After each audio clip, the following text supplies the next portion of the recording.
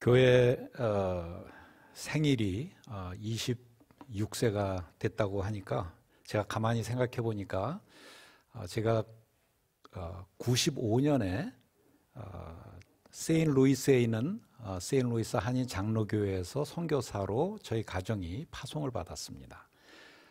95년 12월 달인데 딱 26년째 저희가 지금 선교사로 있는데 생일이 좀 비슷한 것 같습니다. 예. 팬데믹 기간에 모든 사람들이 다 그렇지만은 선교지에 있는 모든 선교사들도 동일하게 움직이기 어렵고 힘들고 그러는 중에 저희도 역시 한 2년 넘게 캄보디아에서 계속 있다가 10월 5일 날 10월 5일 제가 오후 4시에 여기 도착했는데 새벽 2시에 제가 여동생이 3명이 있는데 막내 여동생이 먼저 하나님의 부름을 받았습니다. 그래서 캄보디아에 있을 때 언제나 한번 올 수 있을까 그렇게 생각을 하다가 저희 그 막내 여동생 위독한 소식을 듣고 급히 왔습니다. 그래서 여동생 얼굴을 보지는 못했지만 여동생 떠나보내면서 제가 오게 됐는데 오늘 또 이렇게 오주영 목사님, 어머니 권사님 이렇게 또 하나님의 부름을 받아서 먼저 천국 가셨다는 얘기를 들으니까 또 제 동생 생각도 나고 참 우리 오주영 목사님 또 오영미 선교사님 두 분 캄보디아에서 참 사역을 아주 잘 하시고 계시는데 또 오 목사님 급히 나와야 되는 그런 상황이 된 것 같습니다. 저도 한번 급히 나와 보니까 그 마음도 알겠고 그렇습니다. 저희 어머니가 이제 내년 2월이면 만으로 96세가 되시는데 지금 널싱 홈에 계십니다. 그래서 지금 나온 김에 참 아들 하나인데 어머니 효도 못하고 돌보지 못하는 그 마음을 좀 달래기 위해서라도 지금 매일같이 애나헤임에 계신데 매일같이 어머니 지금 방문하면서 30분 면회 시간이지만 어머니와 이렇게 많은 대화를 하는 시간을 갖고 있습니다.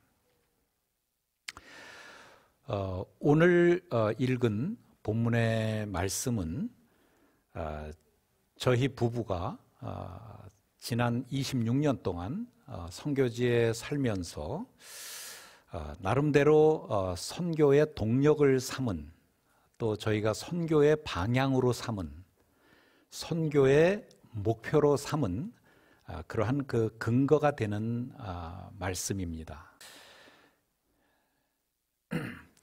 여기 본문의 맨 마지막에 보면은 원하시느니라 이 내용이 나옵니다. 원하시느니라. 하나님의 뜻을 대변하는 저는 내용으로 늘 받아들입니다. 우리가 하나님 앞에 기도할 때 하나님 주님의 뜻이 어디 있습니까? 뭐 이런 기도를 많이 하는데 물론 회색지대에 있는 하나님의 뜻이 있지만 너무 명확한 것은 하나님께서 성경 속에서 너희는 이렇게 하라 저렇게 하라 분명한 어떤 그 명령형으로 기록된 것들은 뭐 물어볼 것도 없이 하나님의 원하심이고 하나님의 뜻이고 그리고 또 기록된 것이 하나님께서 원하신다. 그 내용이 바로 하나님의 뜻이죠. 그 첫 번째가 하나님은 모든 사람이 구원 얻기를 원하신다. 이러한 말씀이 있습니다. 그래서 저희들은 그냥 사역의 방향으로 이 내용을 그냥 가지고 있어요. 이것을 지킵니다. 그래서 저희가 중국에 세운 중국 선한복음단체에서도 그 우리 단체의 성경 말씀 구절이 바로 이 디모데전서 2장 4절입니다. 神上帝为你万人得救明白真道 하나님께서는 모든 사람이 구원받기를 원하신다. 이런 말씀을 하고 계십니다. 여기에서 물론 이제 모든 사람이라는 단어를 놓고 우리가 여러 가지 생각을 해볼 수가 있어요. 하나님이 세상을 이처럼 사랑하사에 이 세상, 하나님이 모든 사람이 구원을 받기를 원하시는데 여기에서 모든 사람은 어디까지 포함되는 모든 사람인가? 이런 것 가지고도 사실은 신학적인 논쟁이 얼마든지 있을 수 있는 내용입니다. 17세기에 영국의 청교도 목회자이자 유명한 설교가이자 신학자였던 존 오웬 목사님 같은 경우는 이 모든 사람이라는 것을 어떤 그 limited atonement라는 단어를 사용해서 이 모든 사람을 결국은 선택된 사람을 모든 사람이라고 한다. 그런데 우리가 좀 아마 이분의 책은 많이 읽었겠지만은 리차드 백스터 같은 분은 이분은 같은 시대에 영국에서 설교자로, 목회자로, 신학자로 살았던 분인데 이분은 모든 사람에 대해서 universal atonement, universal, 모든 사람을 다 포함하는 의미를 얘기한다. 그렇게 얘기를 합니다. 사실 이 두 분 다 그 당시에 그 설교가로서 또 신학자로서 이러한 그 나름대로의 견고한 위치를 갖고 그리고 또 막 천주교에서 나와서 이미 프로테스탄트가 성립이 됐지만은 다시 영국 정부와 이렇게 하면서 나름대로 좀 많이 부패해져가는 그러한 영국 교회에 가입하지 않은 어떤 그 non-conformist라는 그러한 그 호칭을 받으면서 순수함을 유지하면서 애쓴 그러한 분들인데 구원에 대해서 모든 사람에 대해서 생각은 조금씩은 견해가 달랐습니다. 물론 지금 뭐 신학적인 생각을 하는 자리는 아니지만은 그래서 저는 뭐 개인적으로는 결과적으로 보면 분명히 리미티드 어토먼트가 맞다. 그런데 선교사로서 선교지에서 복음을 전하는 대상을 잡을 때 누가 하나님께 선택하신 분일까? 뭐 이렇게 보면서 우리가 전도를 할 수는 없는 거기 때문에 대상으로 그냥 놓고 사역의 대상으로 놓고 볼 때는 유니버설 어토먼트로 가는 게 맞다. 그래서 모든 사람을 대상으로 하되 결국 하나님께서 거두시는 분은 리미티드로 가는 것이 맞지 않을까 그렇게 생각을 합니다. 저희가 중국에서 제가 처음에는 천진 갔다가 그 다음에 북경에 있다가 저기 운남 지역으로 2001년도에 이사를 갔는데 2002년부터 10년 동안 저희가 전도팀을 운영했어요.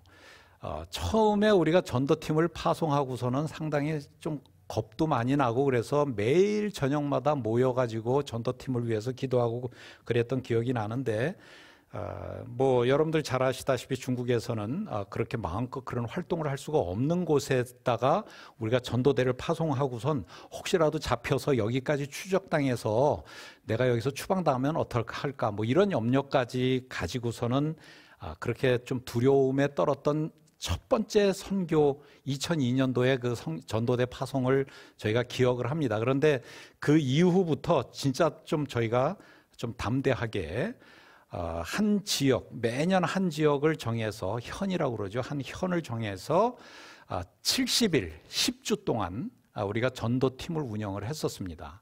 한 25명에서 30명 풀타임 사역자들이 그쪽으로 들어가서 10주 동안 월요일 날 금식하고 화요일 날 나가서 3명 일개조로 해서 나가서 토요일 날 돌아와서 이제 씻고 저녁 때 보고회하고 주일 지내고 월요일 금식하고 화요일 날 나가고 그렇게 해서 10주를 반복해서 우리가 이 사역들을 진행했었습니다.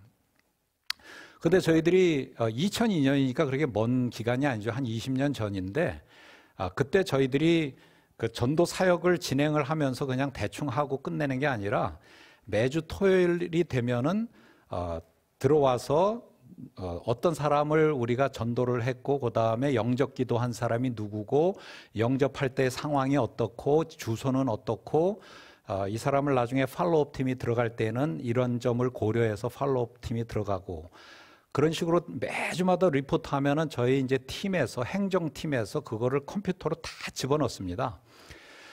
한번 공안한테 저희가 우리 한 명이 잡혀가지고 구류를 살았었는데 그 친구들이 우리 그 기록을 이렇게 보더니 야 너희들이 관리하는 게 우리보다 낫다 뭐 이런 얘기를 할 정도로 저희들이 상당히 타이트하게 그런 거를 정리를 잘 했었는데 그 기록에 근거해서 제가 말씀을 드린다면 약 한 8명에게 복음을 전하면 한 명이 영접 기도를 합니다. 근데 그 영접 기도가 때로는 뭐 루스 페이스 상대방이 내가 지금 일을 하는데 밭에 들어와서 같이 막 일해 주면서 복음을 전하니까는 거부할 수 없어서 미안하니까 같이 영접 기도한 사람도 있을 거고 여러 상황이 있어요.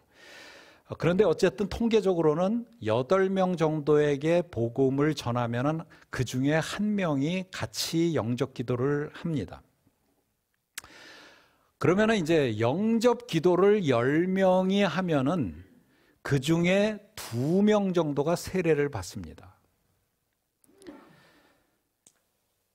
그래서 저희가 그 당시에 우리 단체 전체에서는 목사가 저 하나였기 때문에 그런 식으로 우리가 복음을 전하고 후임으로 목회팀을 파송하고 목회팀들이 그 명단을 들고 다 방문을 하고 그러면서 이제 목회를 하다가 세례 줄 사람들은 또 제가 목사가 하나니까 제가 가서 저는 진짜 어떻게 보면 땀 하나도 안 흘리고 그 사람들이 열심히 사역한 곳에 가서 제가 세례를 베풀곤 했는데 저희 팀에서 그렇게 세례를 베푼 사람이 뭐 숫자적으로 제가 강조하고자 함이 아니라 제가 지금 말씀을 드리는 것을 위해서 말씀드린다면 한 1000명 정도에게 제가 세례를 베풀었어요.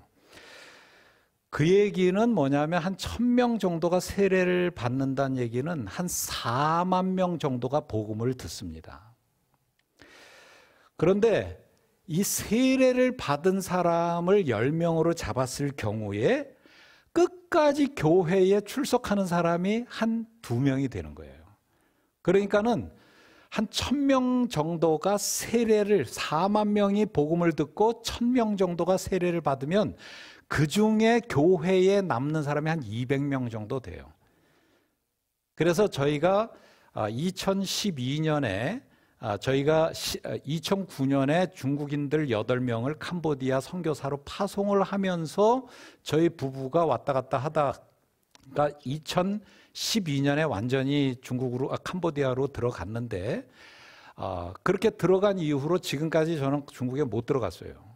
이제 10년 정도, 만 9년, 10년째 못 들어가는데 이제 이분들 중에서 한 200명 중에서 9명이 안수를 받고 저희 단체에서 상당히 엄한, 여기가 PCA 교단으로 제가 알고 있는데 저도 미국 PCA 교단 목사고 PCA 강도사 시험 되게 힘들게 하는데 강도사 고시의 기준에서 중국에서 목사 고시를 저희가 줍니다.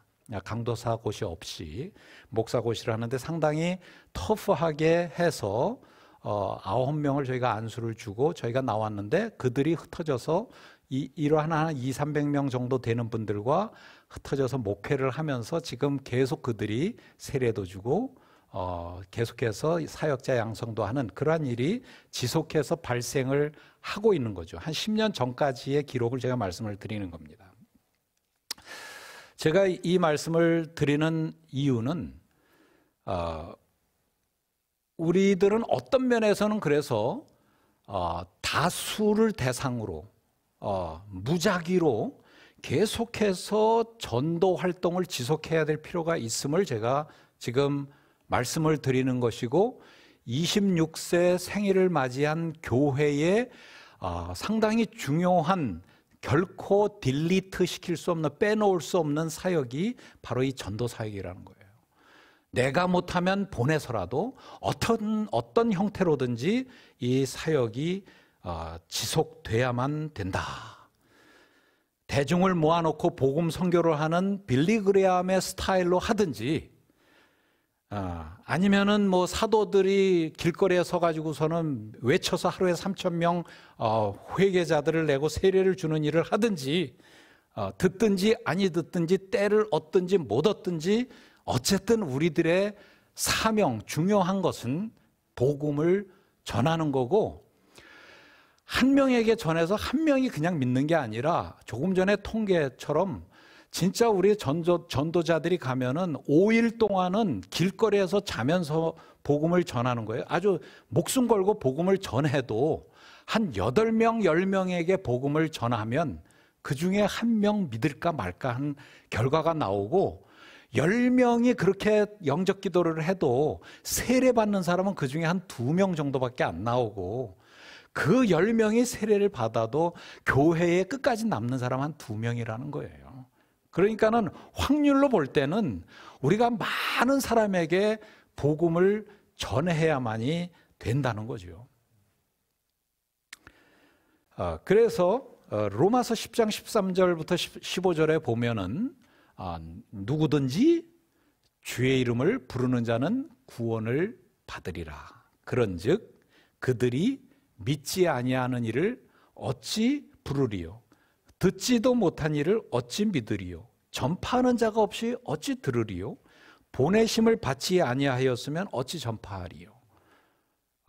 여기에 교회가 할 중요한 일 중에 하나가 바로 보내심입니다.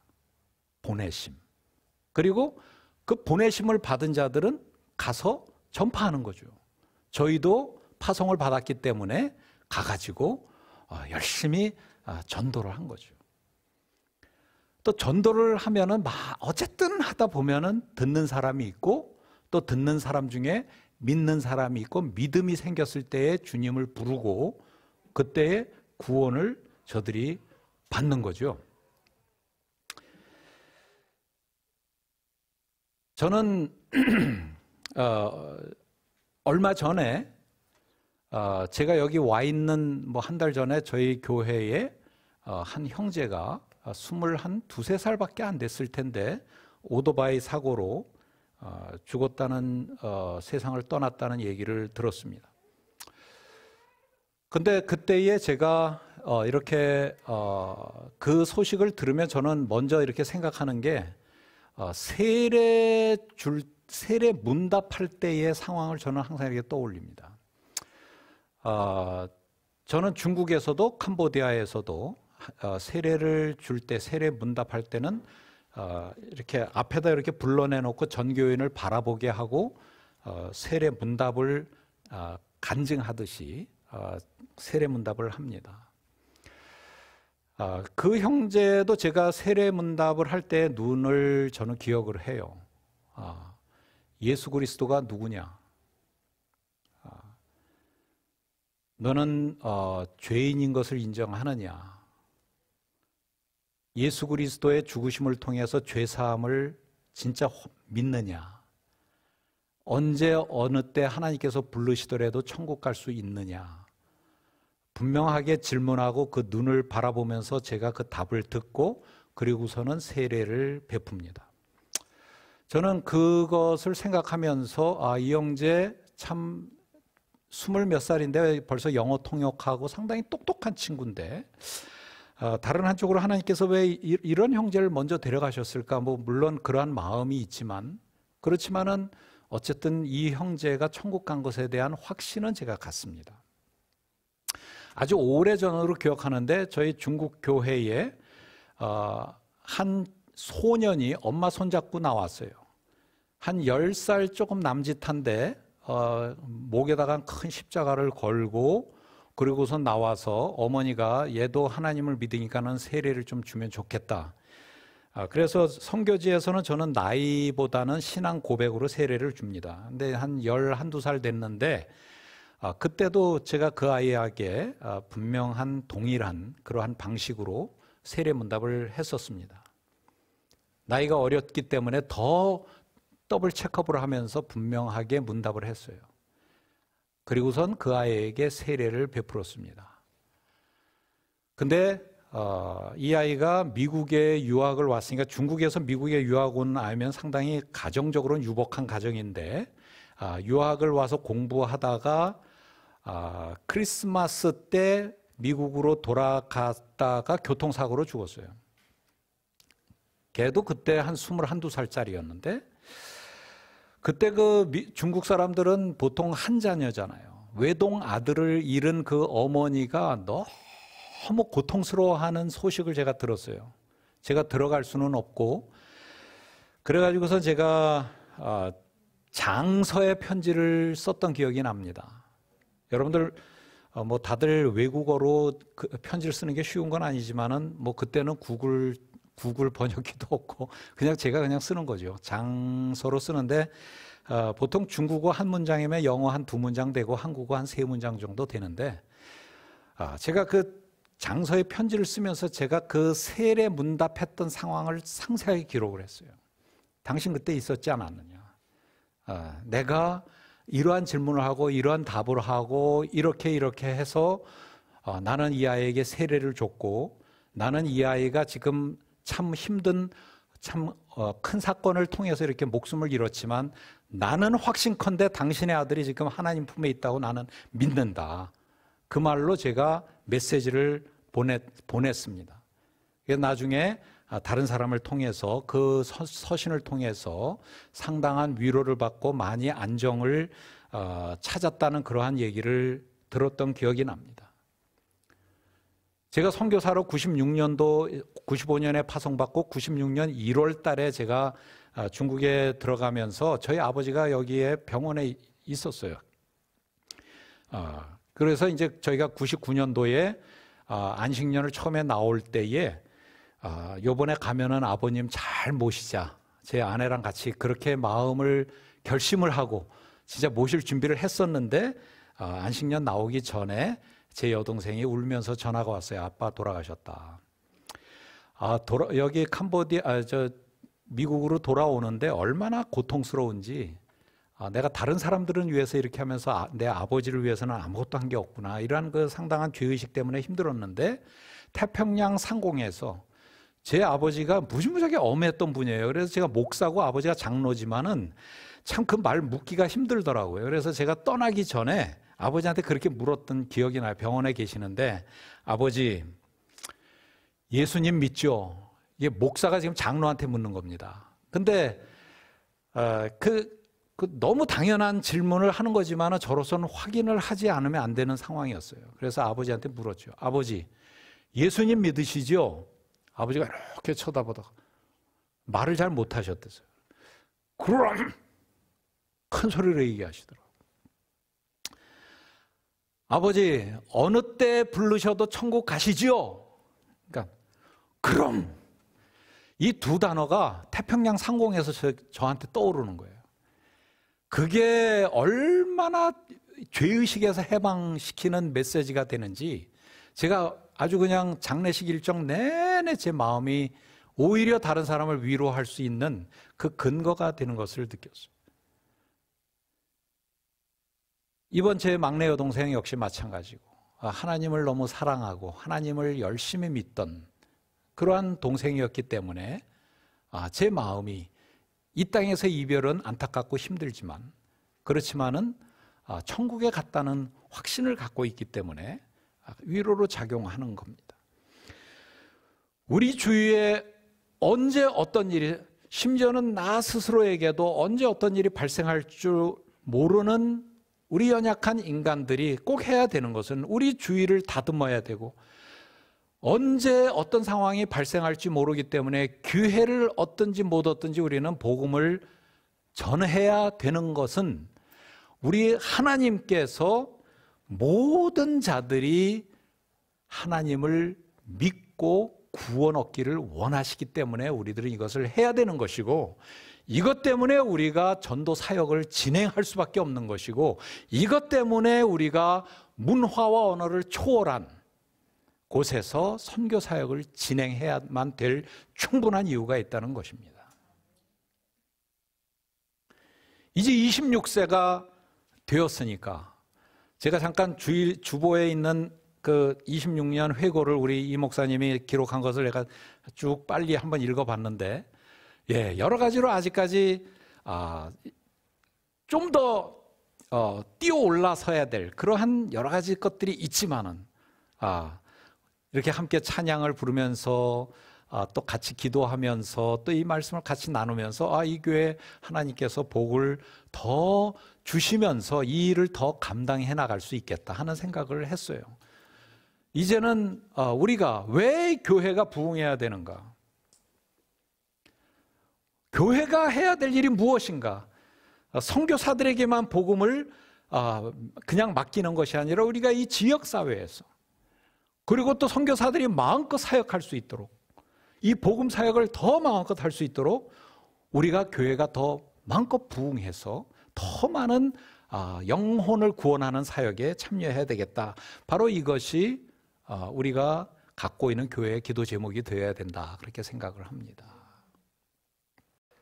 제가 공부했던 신학교의 교수 중에 한 분이 데이빗 헤셀 그레이브라는 분이 계셨는데 이분도 이제 바로 작년 아니면 재작년에 돌아가셨는데 이분이 기록한 책 중에 요런 책이 있습니다. Today's Choices for Tomorrow's Mission. 바로 오늘을 어떻게 선택하느냐에 따라서 내일의 선교가 결정된다는 그러한 내용입니다.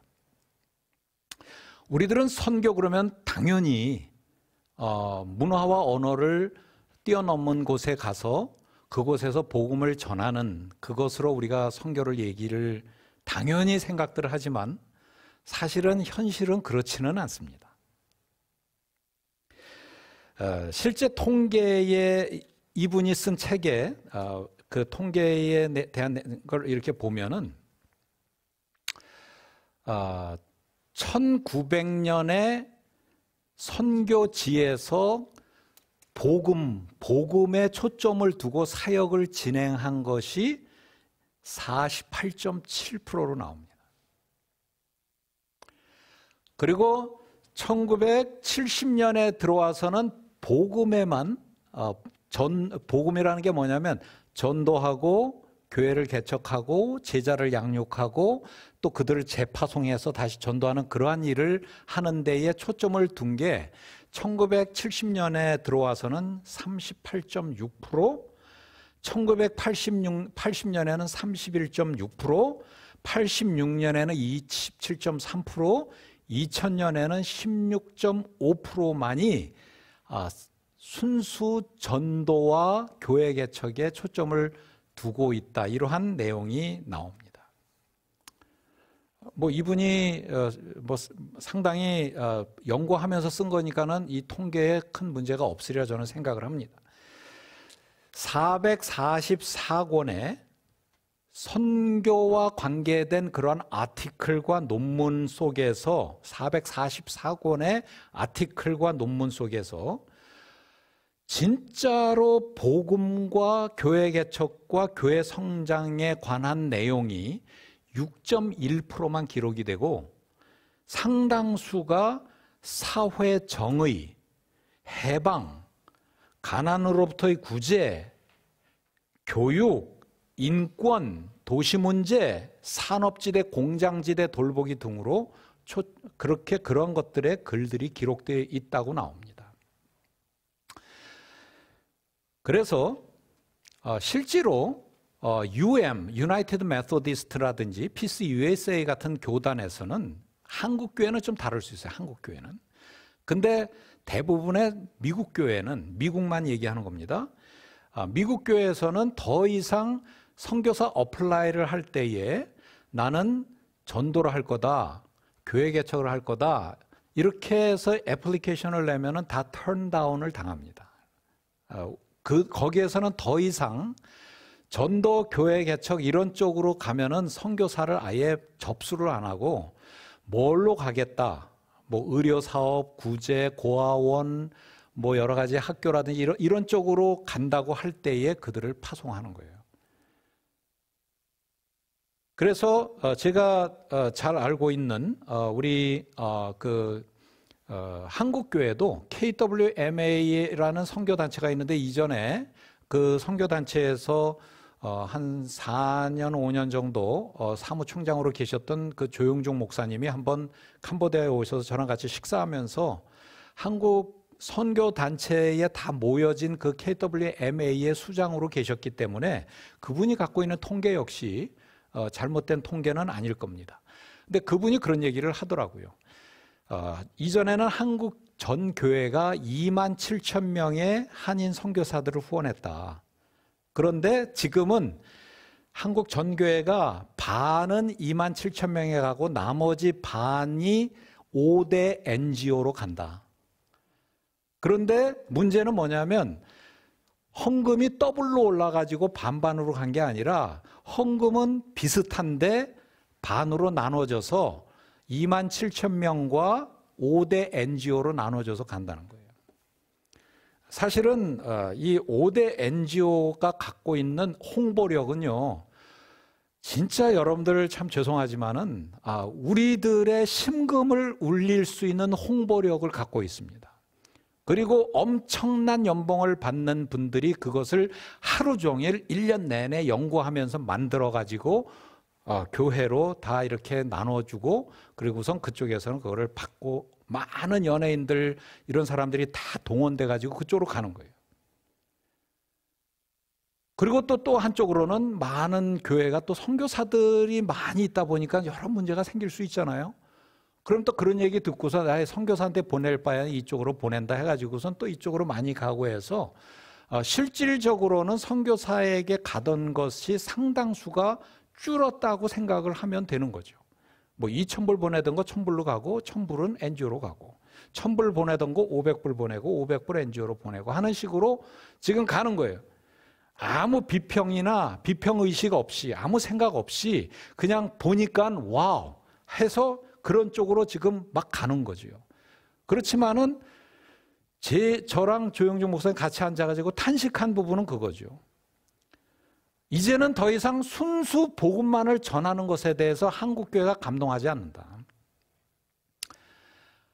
가난한 자들을 구제하고 그들을 이렇게 하는 것을 바라보면서 눈물을 흘리지만은 영혼이 하나님 앞으로 돌아온 것을 간증할 때 눈물 흘리지 않는다. 더 이상.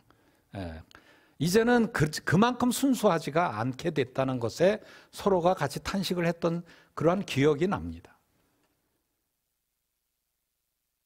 우리들이 진짜 옛날에 한 사람이 진짜 주님을 알지 못했던 사람이 주님 앞으로 돌아오는 그 간증만 들어도 우리가 옛날에 눈물을 흘렸잖아요.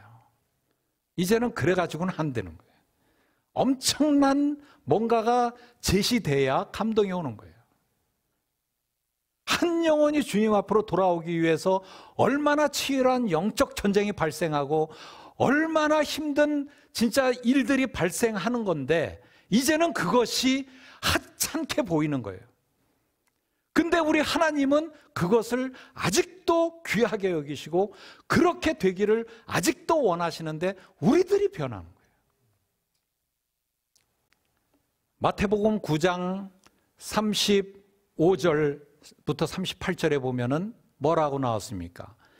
예수께서 모든 도시와 마을에 두루 다니사 그들의 회당에서 가르치시며 천국 복음을 전파하시며 모든 병과 모든 약한 것을 고치시니라. 물론 구제와 사회 정의와 이런 것들은 분명히 손바닥의 한 면입니다. 복음이 한 면이라면은 이 손바닥 양면처럼 동전의 양면처럼 어느 하나도 우리가 소홀히 여길 수 있는 건 아니지만 그렇지만은 우리에게 우선적으로 주어지는 또 목표로 가져야 되는 것은 분명히 영혼의 구원에 있는 거죠. 무리를 보시고 불쌍히 여기신 이는 그들이 목자 없는 양과 같이 고생하며 기진함이라. 이에 제자들에게 이르되 추수할 것은 많되 일꾼이 적으니 그러므로 추수하는 주인에게 청하여 추수할 일꾼들을 보내주소서 하라.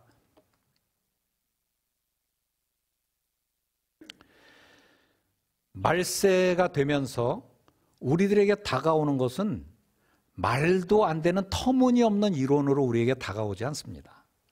우리들의 심금을 울리고 우리들의 눈물을 빼는 그러한 인간적 호소를 통해서 우리들이 헷갈리는 거예요. 분명한 것은 아직까지 저기가 하나님을 알지 못하면 내가 못하면 사람을 보내서라도 해야 되는 거예요. 저도 중국에서 제가 1000명 세례 뭐 줬다고 그러지만은 제가 직접 복음을 전해서 세례 준 사람이 얼마나 있겠어요? 예? 중국이 얼마나 방언이 많습니까? 제가 있던 운남성만 해도요, 방언이 뭐 엄청나게 많잖아요. 같은 중국 사람, 서부, 운남 같은 한 성의 동북에 위치한 사람이 한테 야, 네가 복음 전하면서 제일 어려운 게 뭐냐 그러면 중국 사람이 얘기하기 언어라는 거예요, 언어. 서남 지역으로 가면 말이 다르고 힘든 거예요. 그러니까 그들을 제가 보낸 거죠. 근데 시골 곳곳마다 텔레비는 있기 때문에 보통화로 얘기하면 다 알아들어요. 그러니까 저는 이제 보통화로는 가서 설교를 하지만, 그렇지만은 이들이 질문을 또 들으려면 힘들고, 그 목회하려면 그렇게 하면 안 되잖아요. 그들과 모든 게 다 맞아야 되니까. 그러니까 그 지방 사람을 잘 훈련시켜서 그 지방으로 보내고 그런 일들을 하는 거죠. 추수할 일꾼들을 보내는 겁니다. 내가 갈 수 없으면 보내는 거예요.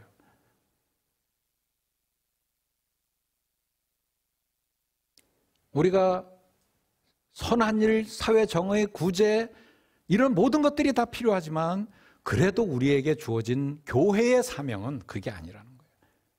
교회의 사명은 복음에 있는 거예요.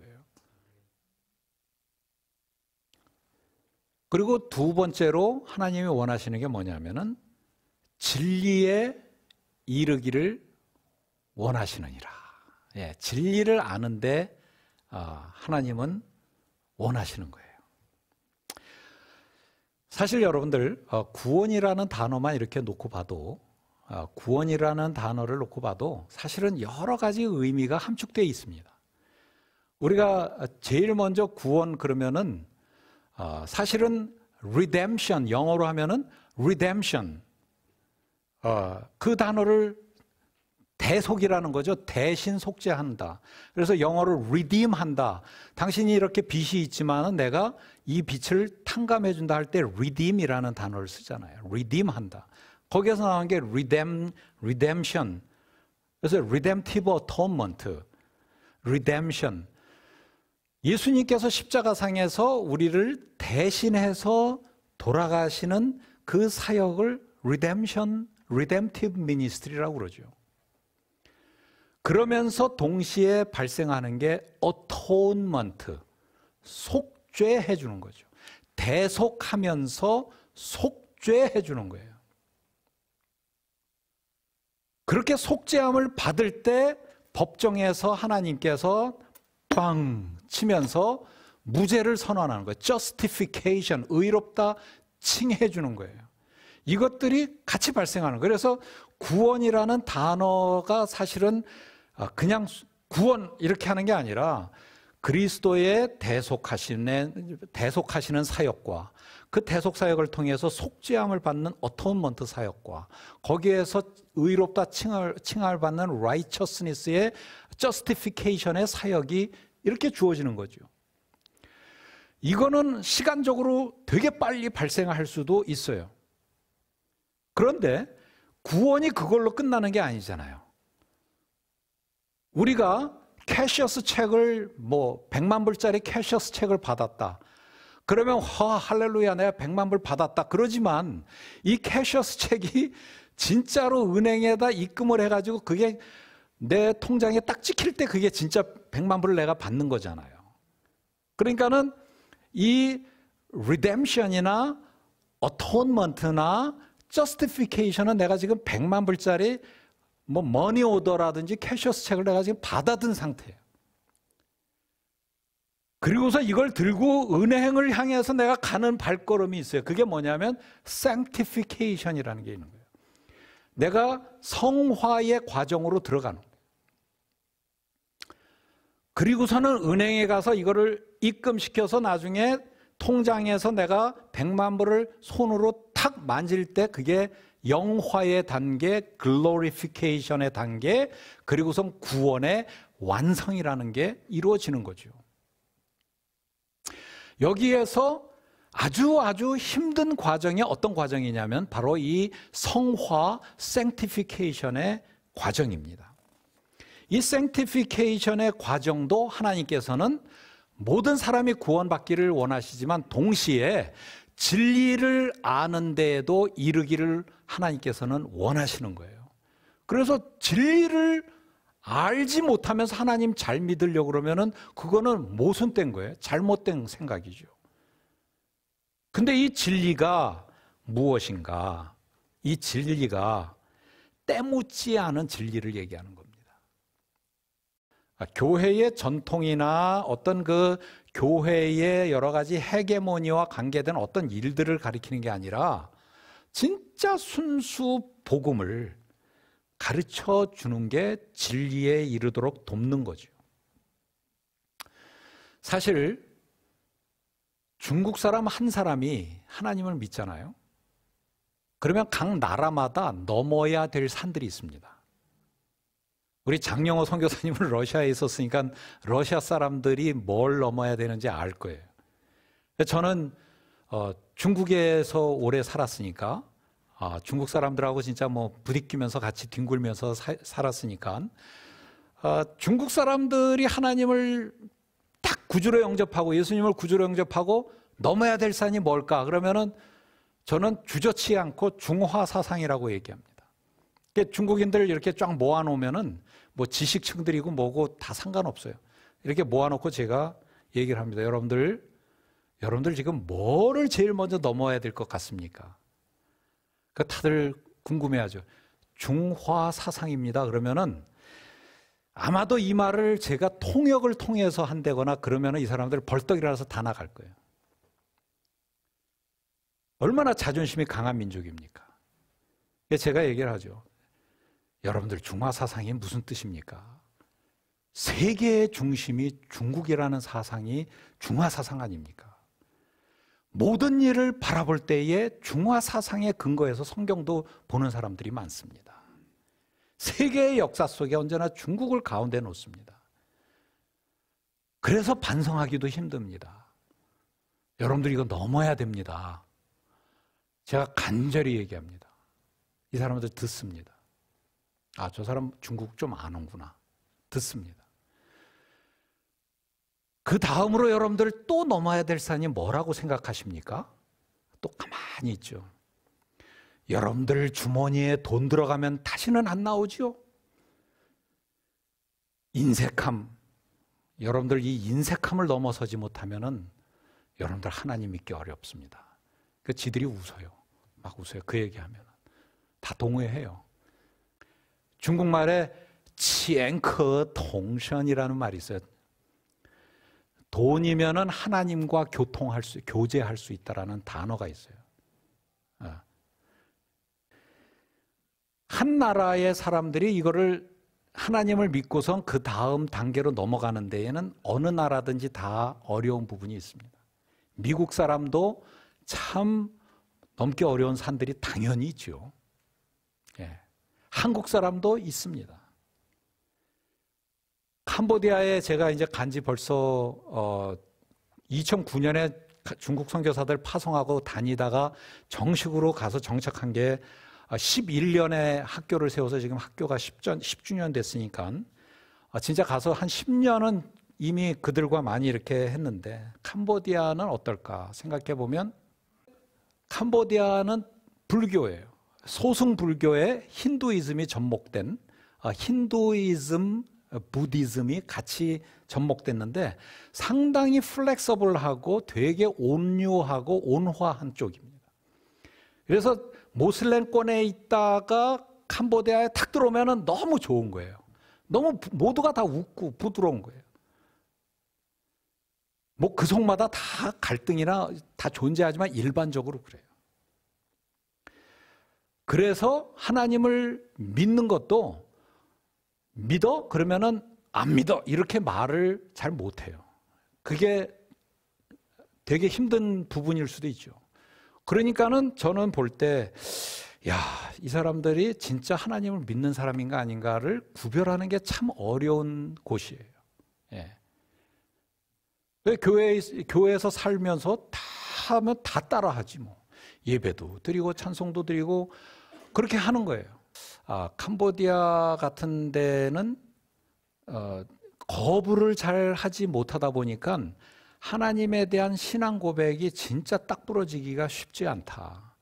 그래서 저희는 완전히 그 캄보디아 목회자한테 거의 90% 100% 지금 다 맡겨서 하는데 이 사람 좀 세례 줘도 되지 않아? 벌써 2년 3년 됐는데 말로도 대도 안 해. 고개로 아니래. 근데 그도 그럴 것이 아주 교회 열심히 나와요. 그래서 집사람도 보고서는 저 사람 참 신앙이 좋은 것 같아 막 그러는데 그 딸이 우리 교회 다니는데 결혼식을 하는데 이 엄마랑 딸이 싸움이 난 거예요. 엄마도 우리 교회 다니고 딸이 우리 교회 다니는데 결혼하는 날 스님을 불러서 축복받아야 된다는 거예요. 그 엄마가. 지금 우리 교회 지금 다니고 있는데. 그래서 우리는 깜짝 놀랐죠. 아니 무슨 소리를 하는 거야. 저분 지금 우리 교회 매주 나오는 사람 아니야? 다른 사람이야? 내가 그러니까 맞대 우리 교회 다니는데 딸이 시집 가는데 스님 불러서 축복해야 된다는 거예요. 그래서 또 우리 목회자는 또 이 캄보디아식이죠. 이 엄마한테 No, you are wrong. 이 말을 또 못해요. 그러니까 나한테 와서 이거 어떻게 하면 좋겠냐는 거예요. 뭘 어떻게 해? 이건 잘못된 거지. 그러는데 그거를 정확하게 말하고 이러는 문화가 아니에요. 힘들어해요. 그런 것들을. 그래서 지금 그 엄마 교회 안 나와요. 예. 그러니까는 그런 여러 가지들이 있는 거예요. 예, 많이 좀 있다가 보니까 우리들이 어떤 식으로 이 캄보디아 사람들의 산을 넘어갈 것인가. 예, 이러한 부분이 아직도 힘든 부분 중에 사실은 하나입니다.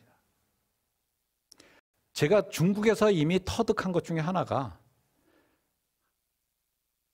목회자로 부름받았다 그러면은 제가 일단은 한 2년 더 직장 다녀봐라.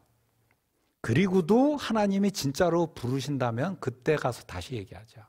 그래서 믿은 지 얼마 되고 그 다음에 어느 정도 이게 연륜이 됐는가를 보고 그리고서는 같이 결정에 들어가지 절대 이 부분만큼은 저희는 서두르지를 않습니다.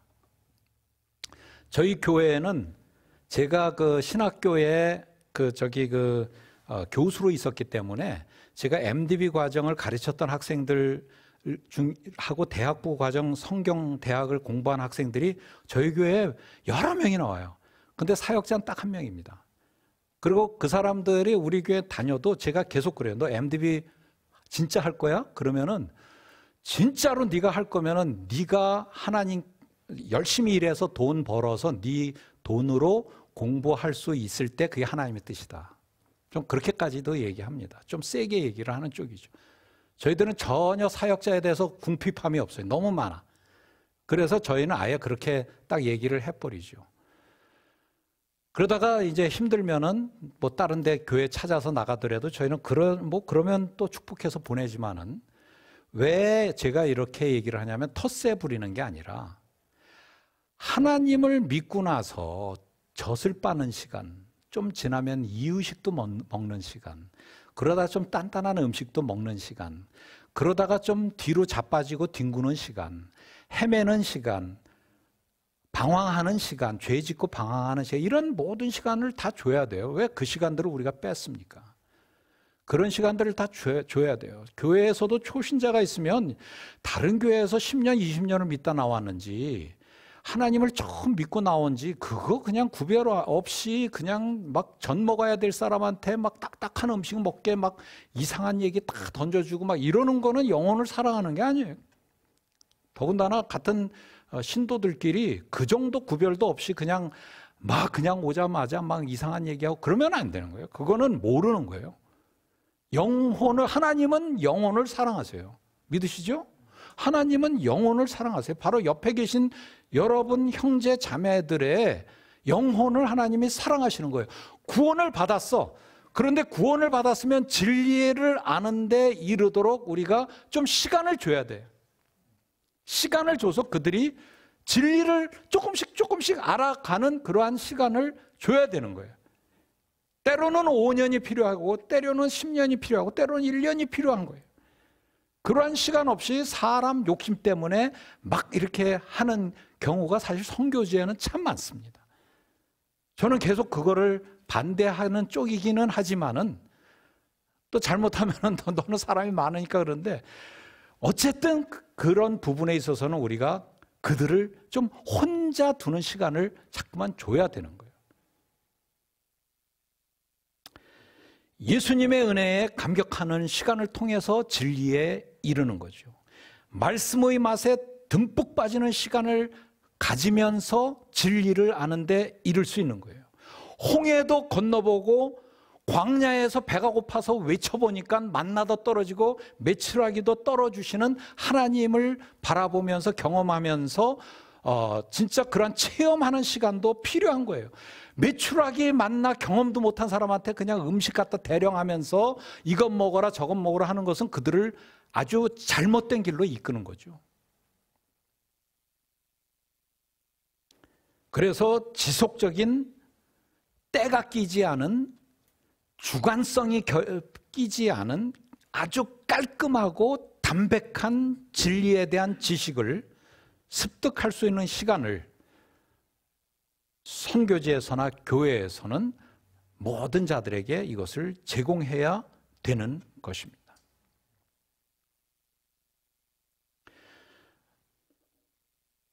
이제 말씀을 맺겠습니다. 저희들이 이제 26세 생일을 맞이하는 교회로서 다시 한번 마음의 다짐, 우리가 무엇 때문에 이 교회가 존재하는가, 무엇을 위해서 교회가 존재하는가, 그리고 분명히 나가야 될 방향은 어딘가. 내가 하나님으로부터 은혜를 받아 하나님을 믿는 자녀가 됐으니 주위에서 아직 하나님을 알지 못하고 어둠에서 방황하는 자들에게 복음을 전하는 게 맞고, 그것을 이 도메스틱, 이 지역사회에서는 우리가 어떤 형태로든지 그것을 취해야 되고, 또 아직까지 복음을 알지 못하는 많은 다른 타문화권에 사는 자들에게 우리는 이 예배의 회복을 위해서라도 우리들은 복음 전하는 일을 계속해서 하면서 좀 더 체계적이면서 제대로 된 그러한 진리를 아는 데 이르는 길을 원하시는 하나님의 뜻에 맞는 그러한 사역에 우리 모두가 다 참여하는 여러분들 되시기를 주님의 이름으로 축원합니다.